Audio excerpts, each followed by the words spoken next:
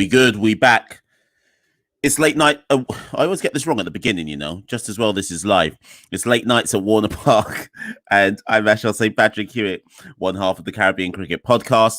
And of course, as ever with me, it's Static, the one and only, the great statistician himself. Static, if you're watching for the first time, look in the description below on YouTube. You'll see all the links to all the various places that you need to go to. If you're a regular follower of the YouTube channel, then you already know how this goes. This is episode 5 of Late Nights at Warner Park. It's a rest day for CPL, and obviously the games kick off again tomorrow with the top 4 slowly starting to take shape. I think we can safely say that obviously St. Kitts will be in the semis, and remember people, it's not playoffs, it's straight semi-finals. First versus fourth and second versus third. So we know St. Kitts will be there. St. Lucia will be there. Those two teams are pretty much guaranteed. I would be shocked if TKR aren't there. I think they'll be there. So really and truly, the rest of the second half of CPL is about waiting to see who out of Guyana, Jamaica, and Barbados is the last team to join. I've already written off Jamaica from the very beginning, but Barbados have been especially awful. So we'll see what they can do in the remainder of the tournament. But Static, how you doing? All good, man. All good. Excellent stuff. So if you watched episode 4, people, and if you haven't watched it, make sure you go back and watch it. What we did in yesterday's episode is we looked at the top 5 West Indian batsmen in the tournament thus far and questioned whether any of them could be a late call-up to the West Indies T20 World Cup squad. Reminder, the squad is actually announced on Thursday. So on the 9th of September, they're going to announce the official West Indian squad for the World Cup. We expect it to be an expanded squad. We expect 18 names, not 15 names, as would be normal in a World Cup. So there'll be like some COVID reserves and so on and so forth. So we looked at batsmen yesterday, and what we're going to do in today's show is look at the bowlers. Now, there are more names to look at with the bowlers. So the way we're going to approach this is we're going to look at the top 5 first and foremost. And then after we've done assessing the top 5 in the tournament, we'll just throw in some other rogue names who are probably on the tips of people's tongues as to whether they should be there or be in the World Cup squad or whether they shouldn't. So with that said and done, and obviously hello to everyone. Mr. Foots, I see you. Yes, good evening to you. Renell, I see you. Mr. Lover, I see you. If you're there, Chatil, I think you're there. If you're there, say hello, obviously, and get involved as we go. But Static, let's get straight into it. The number 1 West Indian bowler in CPL 2021 thus far is this guy, Ravi Rampaul. 15 wickets at 11. And an economy rate of 7.15. Ravi, for those who remember, was also brilliant in the Super 50. Now, I've had it said to me by people who I trust in the Caribbean that the only reason Ravi didn't get a call up to the ODI squad is because it would have been looked at that he's 36 going on 37. He's not going to be part of a World Cup ODI cycle. Ravi made himself available for this Trinbago season. He was taken as a marquee player, and he has shown exactly why he was taken as a marquee player. For those who don't know what Ravi's been up to since being discarded in West Indies colours, he's mostly been playing in England for Derbyshire, did a bit of a stint for Surrey as well. And ultimately, for me, what Ravi has done in this year's CPL is no surprise to me. Yes, you can look at his age and say it's a bit embarrassing that somebody at 36 is more skillful than a lot of our other bowlers, but look at Bravo. Bravo's 38 and far more skillful than pretty much all of the bowlers in the Caribbean because experience matters. Static, I'm going to hand over to you, but I'm telling you now, Ravi Rampaul not only makes my World Cup squad, he is likely going to start in my World Cup team as a pacer, which is controversial. I'm fairly certain there'll be people in the chat going, no way can Ravi Rampaul make the team. But for me, there is an argument right now that because of his skill set, because of his variations, because of his ability to read match situations and bowl to a plan and be trusted to bowl to a plan, I'm taking Ravi Rampaul. Static. Yeah, I think another factor there, apart from all the reasons you've mentioned, is Fidel's been out with injuries for a while now. He's been in and out of the Jamaica squad, in and out of the West Indies squad. Same for Cottrell. Cottrell was rested for a couple of games. I think his fitness doesn't seem to be where it should be. And in addition to that, I think Ravi can bowl outside the power play too, unlike Cottrell, Fidel, or even to a lesser extent, maybe Jason. So considering all that, just by cricketing sense, apart from Obed and Bravo, you'd think Ravi would be the third seamer. Yeah. So I agree with all that you said. Interesting. Now, Chatil has raised a point which I actually slyly agree with. So Chatil says West Indies need some more pace. And we're going to get to that, I think, a bit later on. They've already got smarts and death bowling from Bravo. Rampaul is basically a Bravo light without the batting. And I hear that. The difference is Rampaul can bowl in the power play. Rampaul, for me, can bowl at any stage of the innings. I'm not convinced Bravo can bowl at any stage of the innings. You want Bravo at the back end specifically, and maybe a few middle overs. Rampaul, you can trust to bowl at any particular point of a T20 innings. And I personally, Static, you're far more versed on T20 cricket than me. Those type of bowlers are invaluable because they don't just have a one set skill that you're trying to maximize on. No, I think Charil's point is perfect in that we're not gonna. I think there's a scenario where we're not gonna go with one express pacer even in the squad in the 11, and if we don't pick O'Shane or Fidel, we're not gonna have an express seamer, and that's gonna be a problem. But we're gonna have to compromise on either an express pacer or a power play bowler. If you go with Fidel, you're getting both. But as I said, Fidel hasn't been fully fit and he hasn't bowled well in the CPL so far. What Ravi does is he controls the power play. He's not going to give you express pace, but the power play has been a huge pain point for the West Indies recently. I think against South Africa, we were going at 9 over or something like that. Against Australia, he was essentially the same. Mitchell Marsh is getting them off to a very good start. So given the power play has been a recent pain point, I think we're going to have to compromise on that express pace factor and go with a proven power play bowler. Indeed. Although we will, for those wondering, we will get onto the express paceman because I do think there is an argument to say that there has to be someone. But obviously, Static has laid out the points on the line there. I think both Static and myself are ultimately saying, even if Rampaul doesn't start, he's going in the squad. Regardless, it is what I would be shocked if Ravi's not in the squad. And people also remember that there's no guarantee that we start some of the World Cup games with 3 pacers in terms of, let me explain that. So you might have a situation where you have an Obed and Bravo, who are pretty much first choice. And then you have 3 spinners, Fabian, whether it be a Sunil Narine, whether it be a Hayden Walsh Jr., etc. So it could be that you don't necessarily have 3 pacers. It all depends on the balance. So everything's a bit up in the air there. Bowler number 2, Romario Shepherd. He is number 2 in the charts right now. 11 wickets at 8. I think he's only played 5 games. Let me quickly clarify that. Yes, 4 games. He's only played 4 games. So granted, you could argue that's a small sample size, but it's still 11 wickets. 11 wickets at 8 and economy 6.20. Now, I think it was against TKR. I can't remember if it was. I tweeted a while back when Romario, in one of those games, one of the recent games for Romario, that all Romario is doing in this tournament is what we thought he was capable of doing 2 years ago or 2.5 years ago when he first broke into the West Indies team. And for those who have a long enough memory, one of the reasons Romario got into the West Indies team was because he could bowl Yorkers almost at will. And because this was before Bravo had announced he was going to come back, and we were looking for that death bowler. We were looking for a West Indian pacer that had the skill set to bowl Yorkers and bowl them at pace. And Romario had that skill set. He dropped off massively in the last year, but clearly he is still on the West Indies radar because obviously in that Pakistan, was it Pakistan?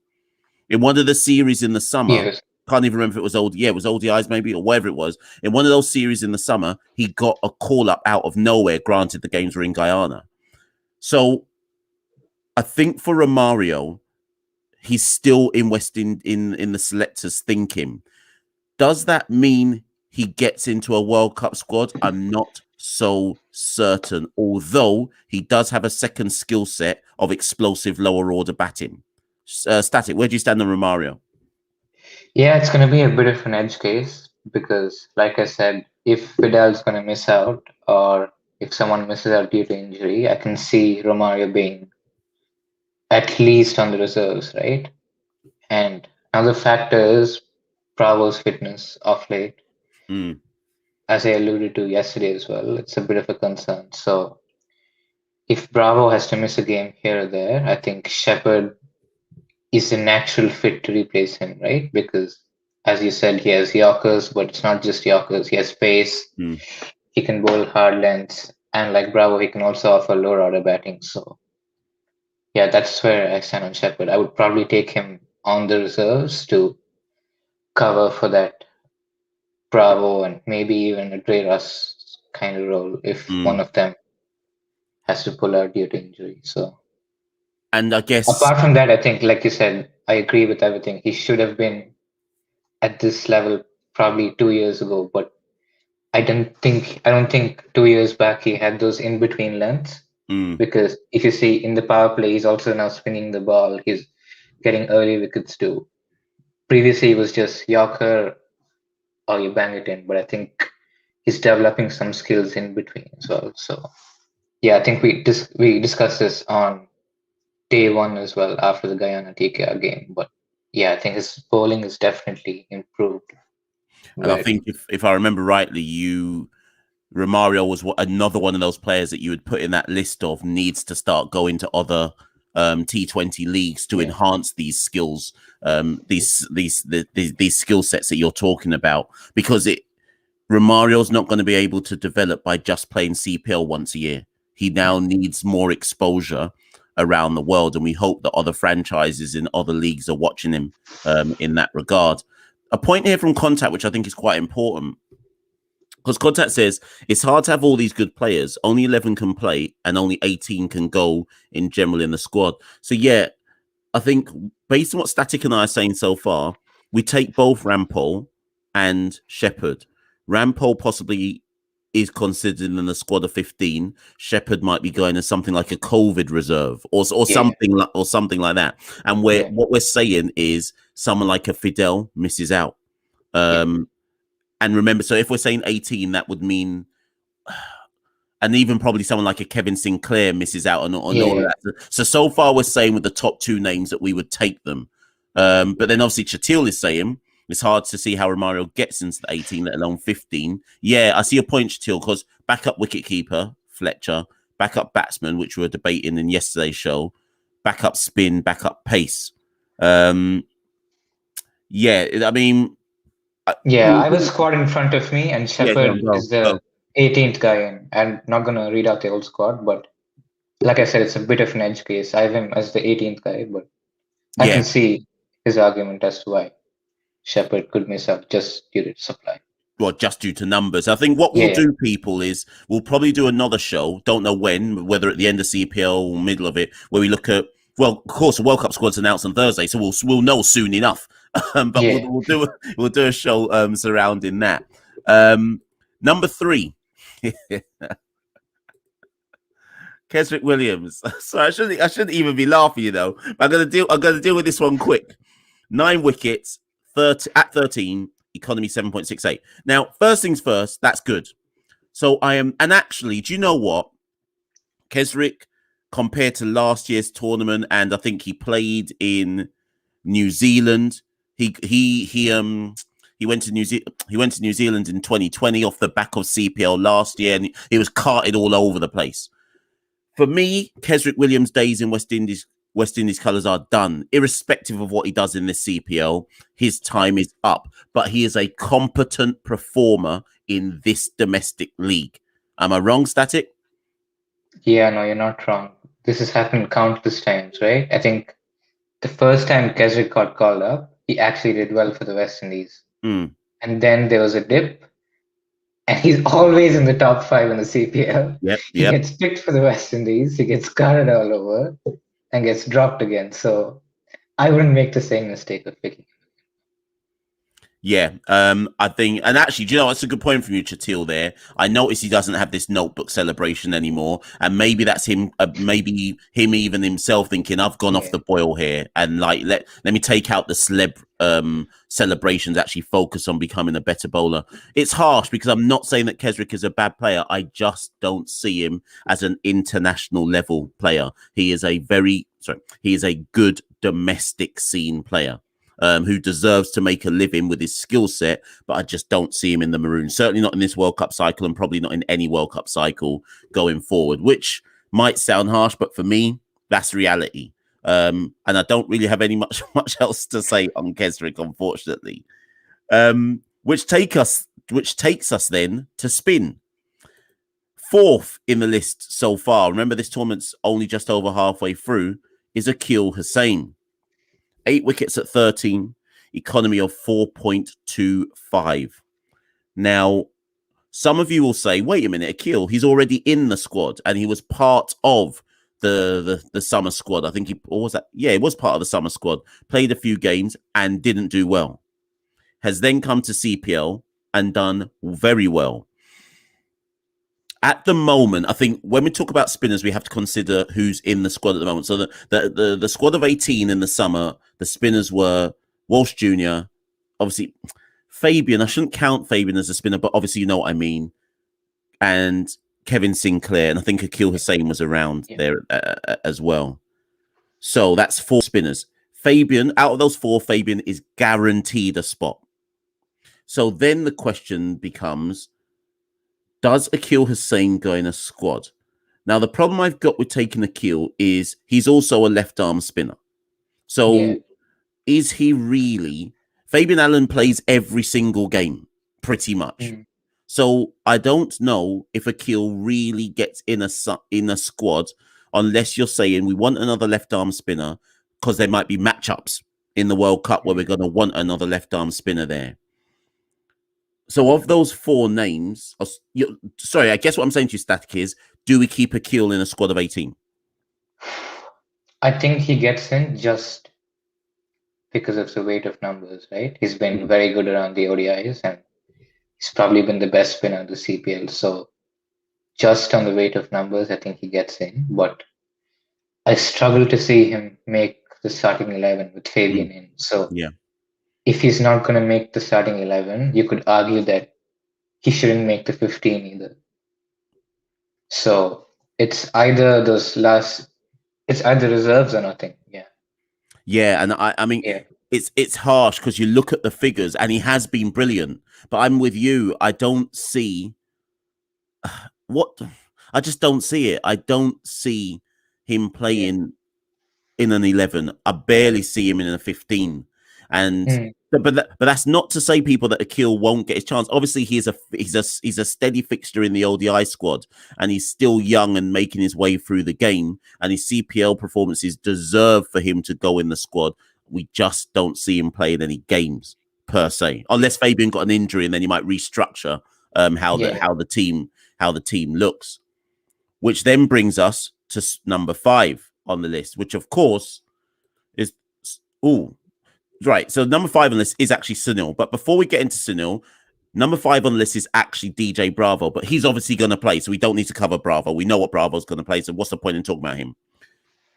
Well, sorry, Mr. Lover, when you say Hosein's 29, we mean young in terms of international cricket. He's young in terms of the learning curve for that.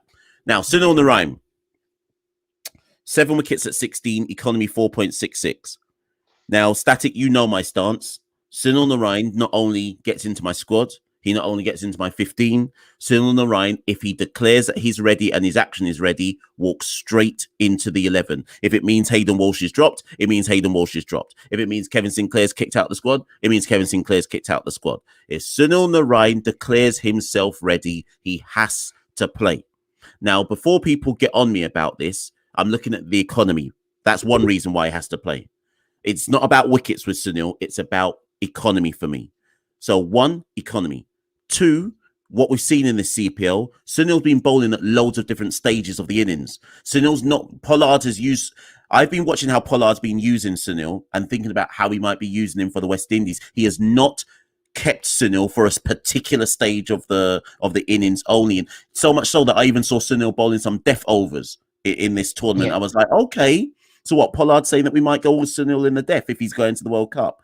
You did if you haven't read it yet, people, Kartikeya Static did a fantastic dissection of Sunil Narine. I hope he's still got it pinned on his Twitter account. I can't remember off the top of my head, but I think it is the pinned article on his account. Go read it to fully understand about Sunil. But Static, here's the forum for you. I know you're going to say we're taking him, but why should we be taking him? No, I think it's like you said, it's a no-brainer. I would leave any bowler out of the squad to get Sunil in. And one is experience. He's been through this time and again, and he keeps coming out, reinventing himself.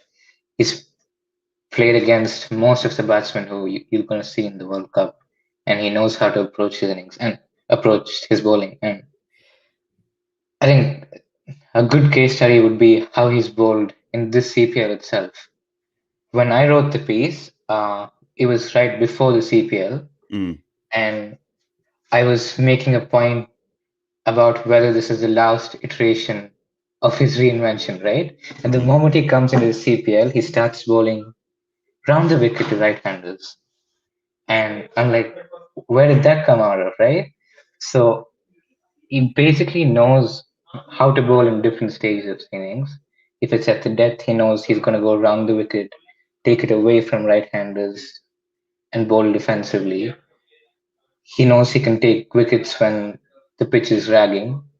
So honestly, when someone has such a wide range of skills, he's probably the smartest player going around in the game, alongside probably Pollard and Gale. So when you have so many things around you, apart from that, he has batting, which has probably gone off the ball a little bit, but he can still float around if needed. So if you have one of the top players in the world, I don't see how he doesn't make it. Yeah, do you know what? And I'm so glad you ended it there. If you have one of the top players in the world, provided he's available, he has to go in the team. Now, if people are saying who's out, that's what I said. It might be that it's Hayden Walsh. It might be that for some games, West Indies say the spinners are Fabian Allen and Sunil Narine. And you lot might laugh when I say this. If they want another spinner, they might actually ask Gale to bowl. Don't be surprised. They didn't. Gale wasn't just bowling for jokes in this summer games of T20. That clearly must have been something they're thinking about in terms of using Gale if needs be to do some more overs of spin in the tournament. So my argument is that Hayden Walsh Jr. isn't necessarily a guaranteed pick in the West Indies 11, and if Sunil's ready, Sunil goes in. Now there is a few comments from people that I wanted to find. Chatil, here it is. Narine can rest in the group games and play the knockout so that the reporting of action doesn't affect them. Yeah, so sure. Yeah, I think the important thing with Sunil is obviously the action is the thing that everyone's going to be talking about. At the moment, I'm hearing that it's good, and by good I mean that he's not complaining about it or worried about it, although granted he didn't play for West Indies. But if they are concerned, that would be the clever thing to do. Don't play him in all of the games. Just play him in the games you need to win, if that makes any sense, and manage him. So I make you right there on that point, Chatil. Where are we? Somebody said a comment. Let me find it. Someone said, here we go. So Sai says, Narine, Bravo, McCoy, Allen, and who's the fifth specialist bowler in the 11? Let me see if you've got your team right.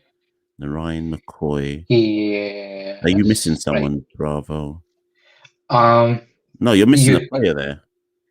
It would be Holder if Holder's. It would be Holder if Holder's in, but I don't necessarily have Holder in my team. Yeah, it'll be one of Holder or Rampaul or whoever the extra seaman is. Or it'll just be Russell and Pollard sharing overs. Yeah, exactly. Yeah. But that depends on whether Hetmeyer plays. So they could take an extra seamer for Hetmeyer or they ask Russell and Pollard to share. People will look at how the team configures probably at a later date. Now, those are the top five. So the joke is, people, so the top five, just to run through that again: Rampaul number 1. This is so far in the tournament. Romario number 2, Kesrick 3, Akeal 4, Sunil 5. But just before we went on air, I said to Static, we probably need to talk about some other bowlers who aren't in the top 5, but probably I'd imagine people are going to say, well, what about this person? Now, what's interesting to me is I know who you lot are going to say, and we're going to talk about them, but they aren't in the top 5 for wickets. So you have to question how big their impact actually is. So one player I want to call first and foremost is, let's go with Dean Smith. He actually is number 6. So he's not on my screen. I'm not putting Dean Smith up, but we're just going to run through some last few players. Dean Smith, I think it's a bit too early for him, Static, but I would start to blood him in my cycle for World Cup 2022. Yeah, exactly. I don't think he's ready yet, but as I said, if he gets contracts outside the CPL, if he starts playing a few internationals for the West Indies, he should get there by 2022. Yeah. Hopefully, yeah. Number 7 on the list is Dominic Drakes. 7 wickets. Sorry, Dean Smith, had 7 at 18 and an economy rate of 6.34. Dominic Drake, 7 at 26, economy 8.35. We spoke about Dominic earlier in the tournament. He's still learning his trade. Again, it's too early for him. And I just see Dominic more just as a promising youngster. We'll keep some tabs on him. Yeah. Yeah. I don't see him for 2022 either. Yeah, exactly. He needs more time. Yeah. Now, next up, ignoring Javar Royal, going to Roston Chase, 6 wickets at 21, economy 6.40. Now, we spoke about Roston yesterday because he's the number 1 run scorer at the moment. And we spoke about how his secondary skill set of bowling could be what gets him in as the reserve batsman. And you said, Static, that it wouldn't surprise you if he was the reserve batsman instead of Shafane because of that secondary skill set. But I think you've mentioned it on earlier episodes, but I don't know how many people in the current chat have watched our earlier episodes. What is it about Chase's bowling? Just remind the fans again, followers again, please, Static. What is it about Chase's bowling that happens to be effective in this format of the game? Yeah, so you can read the base theory if you want in the Narine article that I wrote, as Mashal said earlier. But just to summarize quickly, the key length in T20 cricket is the 5 to 6 meter mark, right? That's back of a length. It's not full length, right? And like Narine, that's what Chase does too. He doesn't give the batsman the opportunity to get on the front foot, get into a power position and slog. He's always bowling it behind that slogging arc, and he's also getting overspin. So given those 2 factors, that makes Chase an effective T20 bowler. It doesn't make him a top bowler because he doesn't have, say, an arm ball or a carom ball, etc. So there's no deception about him. But he's a smart bowler and he's very accurate. So it puts him at par with other spinners, at least. And just to remind people again, if you didn't watch episode 4, it's probably worth, based on what Static just said, it's probably worth going back to watch episode 4 because Static went into this, and that's why Static was saying to me in yesterday's episode, that's why he'd take Chase over Rutherford, because of Chase is giving you 2 skill sets and Chase would allow West Indies to have a right-handed floater who's probably better based on this tournament than a holder with the bat. I know that's controversial for some people to hear, but based on this tournament, you'd rather be looking at Chase batting as a floating batsman than you would be holder. So, but look at episode 4. We spoke about that in some depth in yesterday's episode. Now, I'm only going to call 2 more bowlers names. So a couple of you said at the top of the show, you said, but West Indies need to have an out-and-out paceman. Static said that Cottrell seems to be down on fitness and pace. He also correctly pointed out that Edwards, he is after all going to be 40 soon, looks injury prone. Those were our 2 pacers, like fast men. I wouldn't even call necessarily Cottrell a fast man in the traditional sense, but he was a power play bowler. So that it counts in that sense. There are only 2 names, Static, that I think could replace, if you're looking for a pace man, there are only two names I think you can call. The first name I'm going to give you is Alzari Joseph. 5 games in the tournament, 5 wickets at 23, 6.83. Now, the only reason I'm calling Alzari Joseph's name is because Alzari Joseph, for all of his red ball flaws with the ball, has been our premier white ball bowler in ODI cricket. I'm not saying he's been excellent in CPL, but he's been slightly above average. Yeah. And he can crank it up if needs be. What's your views on Alzari? No, Alzari is good, but he doesn't play enough T20 cricket to make a World Cup squad for me. It just doesn't. Last CPL, I think he was dropped midway. He didn't start this year. He played a couple of games. He doesn't play for the West Indies either. So, no, I love where Alzari is going with his T20 bowling. And he's going to go very far in his career, but we'll leave that for later, I think. And I don't disagree, which can only leave us with one other name, which is Mr. O'Shane Thomas. 6 games, 4 wickets at 34, 7.21. Now, and can I just say, from those 4 wickets, 3 of them came in that one match when, was it Barbados versus Jamaica? I can't even remember who they were playing. St. Kitts was it. And he got 3 for 22. Loads of people in the chat are calling O'Shane's name, but if you look across the piece, I don't think he's done enough other than looking fitter and bowling some better lengths for T20 cricket and bowling some serious pace. I still think against top quality international batsmen, O'Shane's going to get blasted away for 6. That's my personal belief. And I'm not sure I'm taking him to start in my team or would I take him in a squad of 18? Just you do, because the thing is, Static, you have to have one expressman minimum. You have to have one. Yeah. So if we're casting doubt, basically, I guess what I'm saying to you, Static, is do we just go with Sheldon because of the experience and his ability in the power play, or has O'Shane done enough to leapfrog both Fidel and Sheldon? I don't know if O'Shane's done enough, but I think what O'Shane's done is make people forget about what Mitchell Marsh did to him against Australia. So he's done enough to make people forget that. So given Sheldon doesn't improve his bowling in these coming 3-4 games, I think O'Shane is probably at par with Sheldon to make it a 50-50 call. So interesting. I would be happy taking O'Shane as the one express baseman. So what, you'd leave Sheldon at home? I wouldn't mind.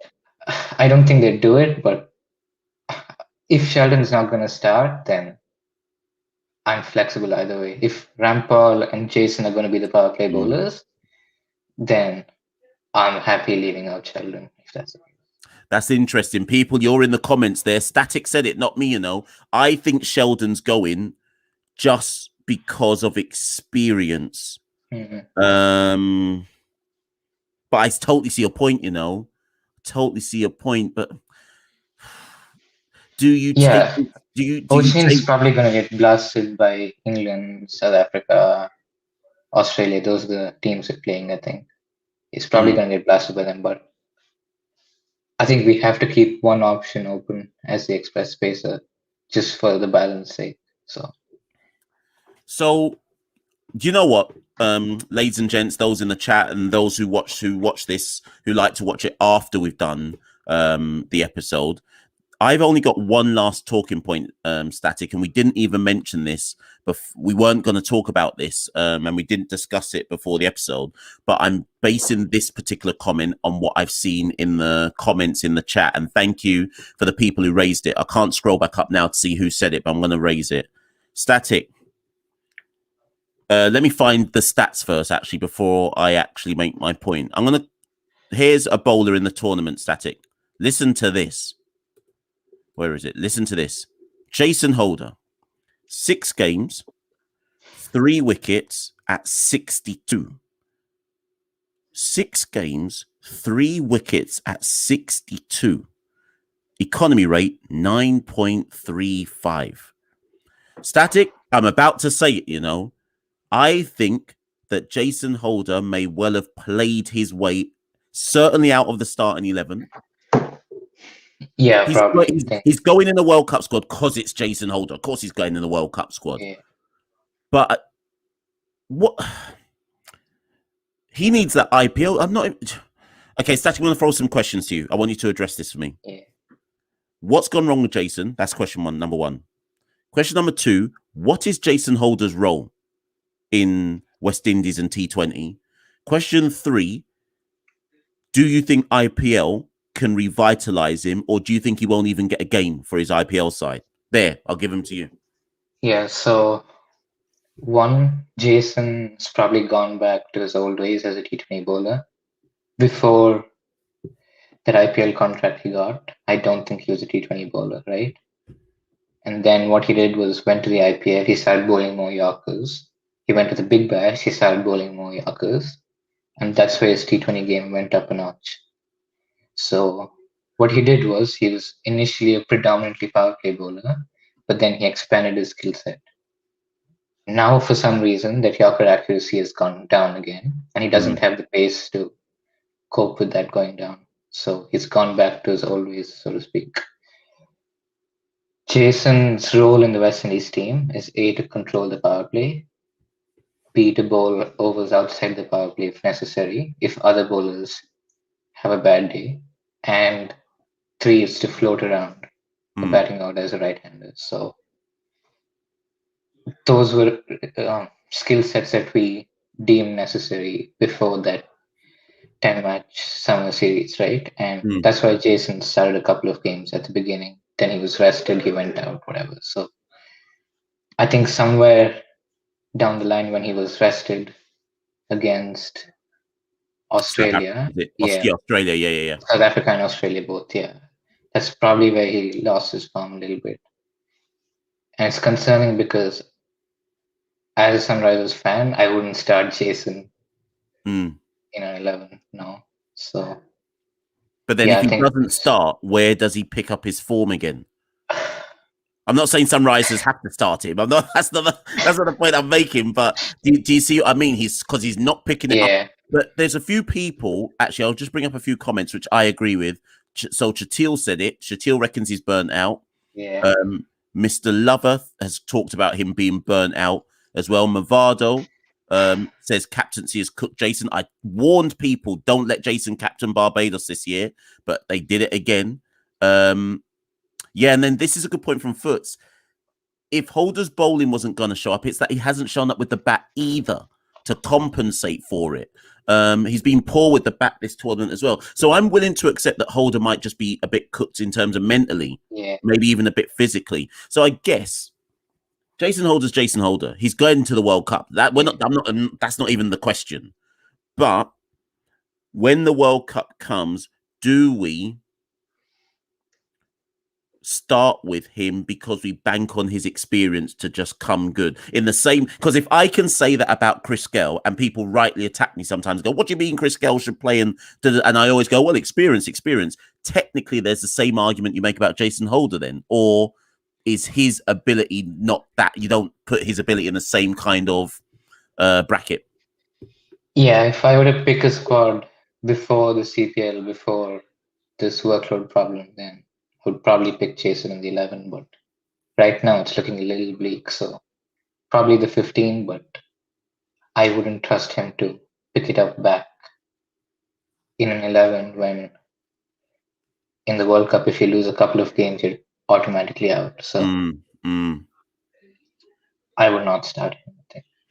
I mean, like, I think we discussed this in maybe in episode 3. Somebody asked me to tell them what my latest team was, and I gave them my 11, and Holder wasn't in it. I didn't. I had him out of the side. And before people say, well, who got in? I had Rampaul in my side, and so just for clarity and Static, maybe you give yours, and then we'll bring this to a close. So my last 11, if the World Cup started tomorrow, the 11 I had, which people before you cuss me out, I don't think this is the 11 that will start. I'm just saying this is my 11. I had Evan and Chris to open, but I know it'll be Lendl Simmons, but I had Evan and Chris. Then Hetmeyer at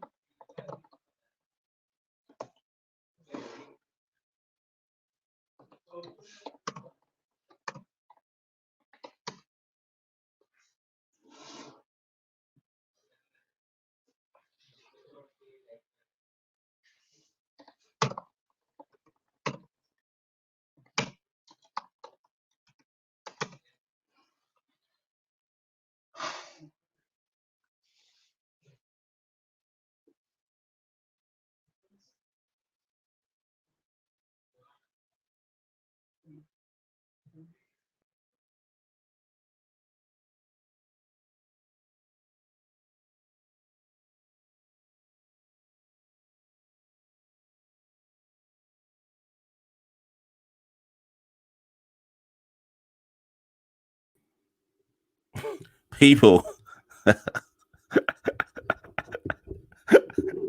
Wait, give me a thumbs up if I'm still here. Let me. Am I? Is this thing still live? Someone let me know. If this thing is still live. Am I in? Am I in, or am I talking to myself? Somebody let me know. I'm looking in the comments. Am I talking to myself, or is it me? Somebody let me know in the chat. I'm back. So I don't know where Static is though. He gone. So people, let me explain. Let me explain what happened there. I think West Indies selectors must have heard what I was doing and just locked off my laptop. But laptop just went dead on me, just like that. Just mid talk, it died on me. I had to plug myself back in. I have no idea where Static is. I don't know. Let me text this guy and see where it's gone. I don't think Static can get in unless he clicks on the link I gave him. I can't wait till I watch this back live and see how I just got shut down by West Indies. But let me just give you the team, and then I'll say goodbye. Yeah, I'm shook. I can't believe West Indies have hacked into my mainframe, shut me down, turned off my mic. But yeah, my team, as of at the moment. I see all of you say this because I'm not taking that holder out of the team, But my team was Evan, Chris, Shimron, Puran. That was Puran at 4, Pollard at 5, Russell at 6, Allen at 7, Bravo at 8, Narine at 9. I think then I had McCoy at 10, and then Rampaul at 11. That was the team, but I wrote that team down about 3 days ago. I said if I had to pick the team now, that's what I would have. I do not believe that is going to be the starting team, I hasten to add. I'm just saying that that's what I would have at this particular moment in time. Yeah, I guess and we never got to hear Static's team. You lot are saying that as soon as I got locked off, Static just disappeared. So I'll have to bring Static back on for episode 6. But thank you everyone for tuning in for this episode. Love that you got some drama there. I'll go speak to Jason's agent and ask that he don't shut me out or shut me off next time. But we'll try to release episode 6. I don't know when. There's some games tomorrow in CPL, so we'll try to fit one in at some point in time. And remember, the World Cup squad is being announced on, what day is it? It's Monday, today, Tuesday, on Thursday. Okay, so do listen out. We'll try to do a show. Before the World Cup squad is announced to just see what everybody thinks or who will be in the squad and so on and so forth. But thank you for tuning in, people. Love that. Thank you for all the comments. There are loads of you in the comments today. If you didn't get to join us at the beginning, you can watch the live back as soon as I've pressed end this broadcast. Subscribe, share it with whoever you feel needs to listen to it, and so on and so forth. And thanks everybody for supporting what we're doing on the Caribbean Cricket Podcast. For those wondering, the Shea Hope episode 49, that we think is coming out on Wednesday now. So look out on the CPL channels for that. And that is a very, very interesting listen with regards to what Shea Hope says about Test cricket and county cricket and so on and so forth. So when that drops, I do recommend that you go and take a listen to episode 49 with Shea Hope. So thank you everyone. Thank you for being on. That's been me. It's also been Static wherever he's gone. And see you soon. Look out on our socials for when the next episode is going to drop. Peace.